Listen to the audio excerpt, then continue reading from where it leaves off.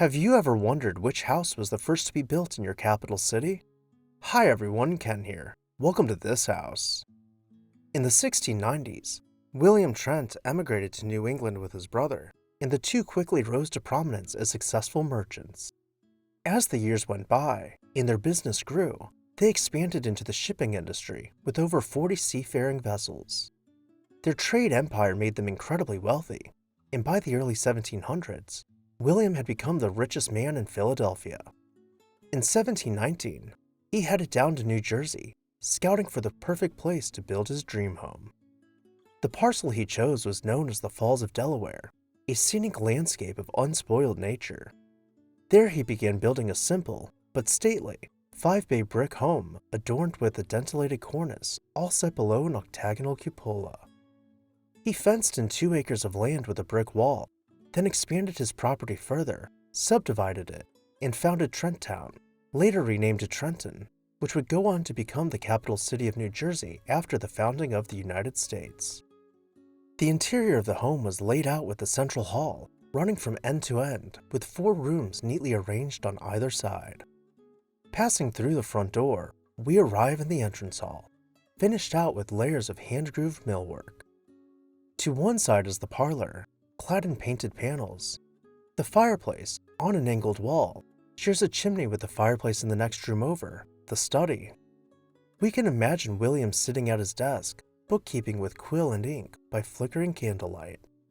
Before we see the grand staircase, let's head back towards the front of the house and take the door on the left. Here we find the dining room, furnished with what was considered modern furniture for the time. This room was also lit by candles, but in the morning, you might have found yourself curled up on the window bench, drinking your tea, as was customary at the time. Though, the family would not have prepared their own meals.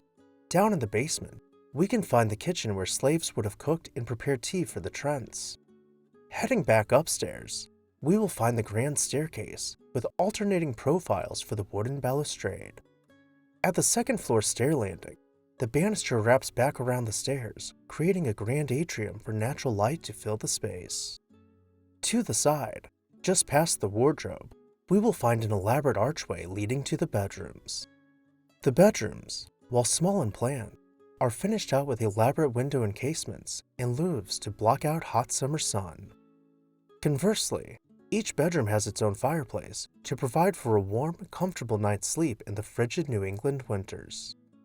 William lived here until 1724, when he was allegedly poisoned to death by his slaves.